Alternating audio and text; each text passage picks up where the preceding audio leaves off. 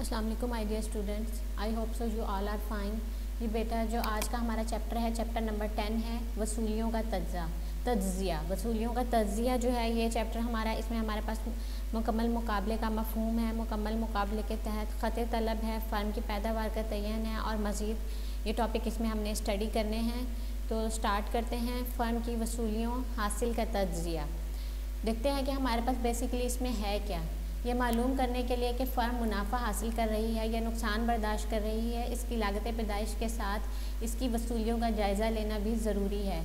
इस फ़र्म की वसूलियों से क्या मतलब है कि हमने ये देखना है कि फ़र्म जो है मुनाफा हासिल कर रही है, मुनाफे में है या नुकसान में है, कितना मुनाफा हो रहा है या नुकसान कितना हो रहा है, इसकी लागत पैदाइश के साथ उसकी वसूलियों का जायज़ा लेना भी ज़रूरी है। मीन्स कि जो हम प्रोडक्शन कर रहे हैं, जो भी चीज़ें बना रहे हैं, आया जो हमारे पास लागत, हम जितना कॉस्ट एक चीज़ पे बनाने पे लगा रहे हैं, आया हमें उसमें प्रॉफिट भी हो रहा है या नुकसान हो रहा है, इन सारी चीज़ों को हमने देखना होता है। लिहाजा इसकी वसूलियों का तज्जिया दर्ज़ेल सूरत में पेश किया जाता है। कुल हासिल वसूली। कुल हासिल वसूली से मुराद वो रकम है जो फ़र्म पैदावार की एक ख़ास मकदार एक ख़ास कीमत पर फ़रोख्त करने से वसूल करे। कुल हासिल या वसूली से मुराद वो रकम, यहाँ पे वो रकम ली जाती है जो फ़र्म जो है एक चीज़ को पैदा कर रही है, बना रही है और उसको एक ख़ास मकदार में फ़रोख्त करने के बाद जो अमाउंट ले रही है वो हमारे पास कुल हासिल या वसूली कहलाती है। ये देखें, कुल हासिल इज़ इक्वल टू शय की मकदार फ़रोख्त मल्टीप्लाई कीमत। नीचे देखें बेटा, औसत हासिल क्या है। इससे मुराद वो रकम ली जाती है जो किसी फ़र्म को औसतन फ़ी इकाई हासिल हो। कुल हासिल को शय की इकाइयों से तकसीम करने पर औसत हासिल मालूम हो जाती है। बेटा, हमने जो एक प्रोडक्शन की है, चीज़ बनाई है, जितना भी हमने उसमें से अमाउंट उसको चीज़ बनाने के बाद सेल किया है, सेल करने के बाद जो कीमत हमारे पास आई है वो हमारा टोटल मतलब जो वसूल है, टोटल कीमत है हमारे पास, कुल हासिल है। ठीक है, उसको हमने किससे तकसीम करना है, जितनी चीज़ें हमने बनाई हैं पैदावार की इकाइयों से, तो हमारे पास क्या चीज़ आ जाएगी, औसत हासिल आ जाएगा। ठीक है, जैसे बेटा यहाँ पर देखें, मिसाल के तौर पर अगर फ़र्म 100 जोड़े जूते तैयार कर रही है और उसका कुल हासिल 8,000 रुपये हो, तो हम जब तकसीम करेंगे 8,000 को 100 से, तो हमारे पास 80 रुपये आ जाएंगे। 80 रुपये जो है हमारे पास औसत हासिल है। इसी तरह मुख्ततम हासिल क्या है, अगर इससे मुराद वो आमदनी ली जाती है जो किसी शय की एक ज़ायद इकाई फ़रोख्त करने पर हासिल हो। इससे मुराद वो इकाई ली जाती है, फॉर एग्ज़ाम्पल हमने जो है 100 शूज़ जो बनाए हैं और हमने 100 शूज़ सेल करने हैं 1 बाय 1, हमने 2 शूज़ सेल कर दिए हैं। जब 3 सेल करेंगे तो वो एक ज़ायद इकाई हमने सेल की है, उसके ऊपर ज़ायद इकाई के ऊपर जो हमारे पास आमदनी आएगी वो हमारे पास मुख्ततम हासिल कहलाएगी। ठीक है, या पैदावार की अगली इकाई से कुल हासिल में जो इजाफा होता है उसे मुख्ततम हासिल वसूल कहते हैं। फॉर एग्ज़ाम्पल हमने 50 जोड़े शूज़ के बनाए हैं, जब हम 51 बनाएंगे, 51 शूज़ जोड़ा का बनाएंगे, तो उससे जो हमारे पास जो कुल हासिल की अमाउंट आएगी, जो कुल अगली इकाई से जो हमारे पास इजाफा होगा कुल हासिल में, वो हमारे पास मुख्ततम हासिल कहलाएगा।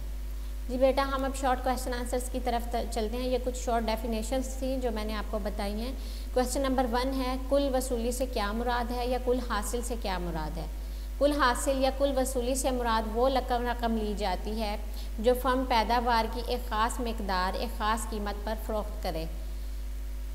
कुल हासिल क्या है, जो फ़र्म जो है हमारे पास, जो फ़र्म जितनी भी चीज़ें बना रही है, पैदा कर रही है, उनको एक ख़ास मकदार और एक ख़ास कीमत पर, एक मकदार फॉर एग्ज़ाम्पल 100 शूज़ हैं और उनकी एक ख़ास कीमत है, उस पर फ़रोख्त करती है। जब उसके पास जो अमाउंट आता है फ़रोख्त करने पे, सेल करने पे, वो कुल वसूली कहलाती है। फॉर एग्ज़ाम्पल हमारे पास 100 शूज़ एक फ़र्म ने बनाए हैं और वो एक शूज़ जो है वो 500 रुपीज़ का सेल कर रही है, तो उसके 100 शूज़ को सेल करने पर जो अमाउंट हासिल होगा वो कुल वसूली कहलाएगी।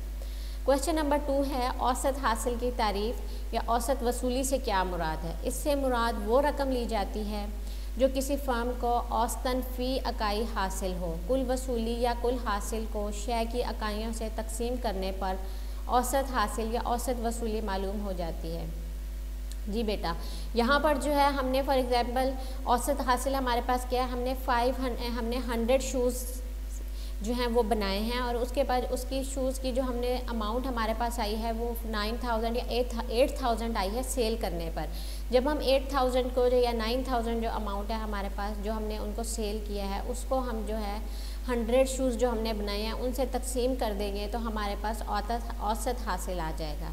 ठीक है। ये हमारे पास औसत हासिल वसूली या कुल हासिल को शय की इकाइयों से तकसीम करने को औसत हासिल कहते हैं। मुख्ततम हासिल से क्या मुराद है या मुख्ततम वसूली से क्या मुराद है? इससे मुराद वो वसूली ली जाती है जो किसी शय की एक ज़ायद या अगली इकाई फ़रोख्त करने पर हासिल हो। जी बेटा, जैसे पहले डेफिनेशन में भी हमने पढ़ा है, मुख्ततम हासिल जब हम किसी भी चीज़ की एक नई इकाई बनाते हैं। फॉर एग्ज़ाम्पल हमने 10 शूज़ के पेयर्स बनाए हैं, जब हमने 11 बनाना होगा तो उसके ऊपर या 11 बनाना होगा, उसमें जो हमारे पास इजाफ़ा होगा, जो लागत आएगी, उसको हम मुख्ततम हासिल कहते हैं। या जब हमने एक 10 शूज़ सेल कर दिए हैं, 11 शूज़ हमने सेल करना है, एक अगली इकाई सेल करनी है, तो उस फ़रोख्त पे जो हमारे पास हासिल होगी अमाउंट, उसको हम मुख्ततम हासिल कहते हैं। उम्मीद है बेटा आपको समझ आ रहा होगा। क्वेश्चन नंबर 4 देखें, मुकम्मल मुकाबले से क्या मुराद है? मुकम्मल मुकाबले से मुराद ऐसी सूरत हाल है कि जब मंडी में तलब और रसद के तवाज़ुन से शय की कीमत मुकर्रर हो और कोई दुकानदार फर्म इससे कम या ज़ायद कीमत पर शय फ़रोख्त ना करे। जी बेटा, मुकम्मल मुकाबले से मुराद ऐसी सूरत हाल ली जाती है जब भी मार्केट में या मंडी में तलब और रसद के तवाज़ुन से, जितनी हमारे पास तलब होगी और रसद भी उतनी ही मंडी में मौजूद होगी, इसके तवाज़ुन से शय की एक कीमत सब मिलकर मुकर्रर कर लेते हैं कि चीज़ इसी कीमत पर सेल करनी है और सारे दुकानदार जो है उसी कीमत पर सेल करते हैं, या फर्म जो है उसे कम या ज़ायद कीमत पर शय को फ़रोख्त नहीं कर सकती। तो ऐसी चीज़ को, और ना ही ख़रीदार राइज कीमत से कम या ज़्यादा कीमत पर शय ख़रीद सकता है। जो एक कीमत मुकर्रर हो गई है, सब ने उसी कीमत, फर्म ने भी जो है उसे ज़ायद कीमत पर शय नहीं फ़रोख्त करनी है और ख़रीदने वाले ने भी उसी कीमत पर लेनी है, तो यह हमारे पास मुकम्मल मुकाबला कहलाता है। क्वेश्चन नंबर 5 देखें बेटा, अरसा तवील अरसा कलील से क्यों मुख्तलिफ है, या अरसा तवील और अरसा कलील में फ़र्क क्या है? जी बेटा, ये लास्ट चैप्टर में भी हमने पढ़ा है, अरसा तवील और अरसा कलील। फिर देखते हैं, अरसा कलील से मुराद ऐसा अरसा है जिसमें फ़र्म अपना कारोबार के साइज़ या जिसामत में कोई तब्दीली नहीं कर सकती। अरसा कलील जैसे हमने पढ़ा था, शॉर्ट पीरियड ऑफ टाइम होता है। इस पीरियड में फ़र्म अपनी जो इमारत है उसको भी नहीं बढ़ा सकती, या मशीनें वगैरह जो हैं, या फ़र्म का कोई साइज़ वगैरह चेंज नहीं कर सकती है। इस अरसे में कोई नई फ़र्म कारोबार में शामिल नहीं हो सकती और ना कोई फ़र्म कारोबार को छोड़ सकती है।